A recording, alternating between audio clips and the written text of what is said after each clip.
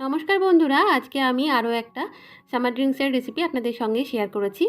আজকে আমি ভীষণই রিফ্রেশিং মশালা শিকঞ্জি বা নিবু মশালা শিকঞ্জি রেসিপি আপনাদের সঙ্গে শেয়ার করেছি। তো সবার প্রথমে আসুন দেখে নিই এই শিকঞ্জি মশলাটা কিভাবে তৈরি করে।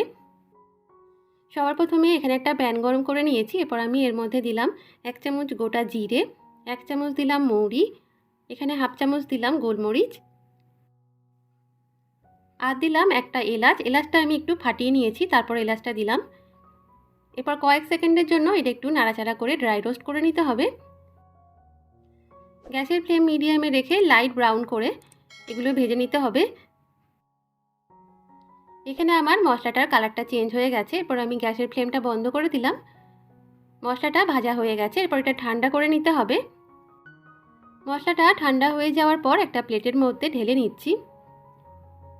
এর সঙ্গে আমি আরও কিছু মশলা অ্যাড করছি। তো এখানে আমি দিলাম কাঁচা জিরে 1 চামচ। দুই রকম জিরেই এখানে ব্যবহার করতে হবে, কাঁচা জিরে আর ড্রাই রোস্ট করা জিরে।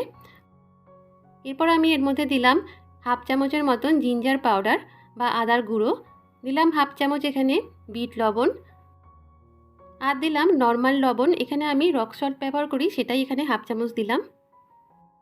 আপনাদের কাছে যদি গুঁড়ো আদা না থাকে তাহলে আপনারা আদা শুটও ব্যবহার করতে পারেন, মানে শুকনো আদা। এরপর সমস্ত কিছু একসঙ্গে মিক্সিতে ভালো করে এটা গ্রাইন্ড করে নিতে হবে। খুব ভালো করে এটা মিহি করে গুঁড়ো করে নিতে হবে। এরপর লবণটা দেওয়ার জন্য আপনারা এটা অনেক দিন পর্যন্ত স্টোর করে রাখতে পারবেন। তো ভালো করে এটা মিক্সিতে আমি গুঁড়ো করে নিয়েছি, একদম পাউডারের মতন গুঁড়ো করা হয়ে গেছে। তো এরপর এটা আমি একটা প্লেটের মধ্যে ঢেলে নিচ্ছি।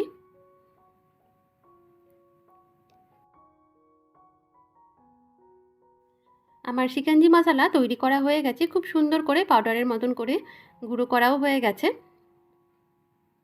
এই শিকঞ্জি মশলা এরপর আমি একটা এয়ারটাইট কন্টেনারের মধ্যে ভরে রেখে দেব।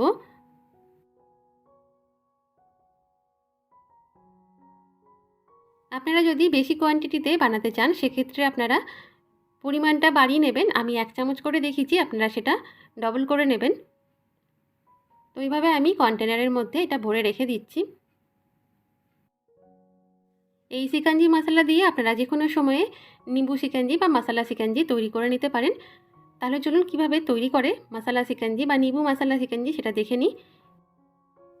এখানে আমি 2টো গ্লাস নিয়েছি। এরপর আমি এর মধ্যে 1 চামচ করে শিকঞ্জি মশলা দিলাম। এরপর আমি এর মধ্যে দেব সুগার সিরাপ। সুগার সিরাপটা আমি আগে থেকে তৈরি করে রেখেছিলাম। হাফ কাপ চিনি, হাফ কাপ জল ভালো করে ফুটিয়ে রেখেছিলাম।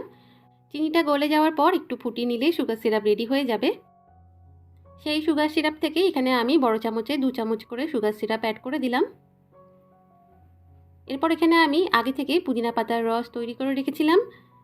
তো এখানে আমি 1.5 চামচ করে পুদিনা পাতার রস অ্যাড করে দিলাম। পুদিনা পাতাগুলো থেতো করে রসটা বের করে নিয়েছিলাম। এরপর আমি এর মধ্যে দেব বেসিল সিড বা সবজা, যেটা 10 মিনিটের জন্য আমি আগে থেকে ভিজিয়ে রেখেছিলাম। এরপর এই সোক বেসিল সিড বা সবজা দিয়ে দিলাম 1 চামচ করে। এটা শরীরকে ঠান্ডাও রাখে আর খাওয়াও খুব ভালো। এরপর আমি এর মধ্যে দিচ্ছি লেবুর রস। এখানে আমি একটা লেবুর রস হাফ হাফ করে দুটোর মধ্যে অ্যাড করে দিচ্ছি। আমার আজকে সহজেই শিকঞ্জি মশলার রেসিপি যদি আপনাদের ভালো লেগে থাকে তাহলে অবশ্যই ভিডিওটিতে একটি লাইক করে দেবেন। লেবুর রস দেওয়ার পর এরপর আমি এর মধ্যে কয়েকটা পুদিনা পাতাও অ্যাড করে দিলাম। পুদিনা পাতাগুলো দেওয়ার পর সমস্ত কিছু ভালো করে একবার মিক্স করে নিচ্ছি।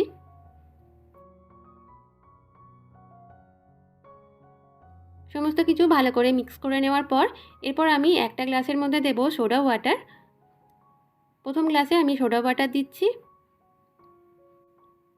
আর একটা গ্লাসে আমি নর্মাল ঠান্ডা জল দিচ্ছি। এরকম সহজ বিভিন্ন ধরনের রেসিপির আপডেট পেতে হলে অবশ্যই চ্যানেলটিকে সাবস্ক্রাইব করে নিতে হবে। আর সাবস্ক্রাইব করার পর পাশে থাকা বেল বাটনের অল বাটনটা ক্লিক করে নেবেন, তাহলে আমার পরবর্তী সমস্ত ভিডিও নোটিফিকেশনগুলো খুব সহজেই সবার আগে আপনার কাছে পৌঁছে যাবে। আর ফেসবুক থেকে দেখলে অবশ্যই পেজটিকে লাইক করে ফলো করে নেবেন। ভালো করে একবার মিক্স করে নিলাম। এরপর ওপর থেকে আইস কিউব দিয়ে মশলা শিকঞ্জি বা নিবু মশলা শিকঞ্জি পরিবেশনের জন্য রেডি। আমার আজকের মশলা শিকঞ্জি বা নিবু মশলা শিকঞ্জির রেসিপি যদি আপনাদের ভালো লেগে থাকে তাহলে অবশ্যই বাড়িতে একবার ট্রাই করে দেখবেন আর বানিয়ে খাবেন। গরমে খাওয়া ভীষণ ভালো। আজকের মতন এই পর্যন্তই। ভিডিওটি দেখার জন্য ধন্যবাদ।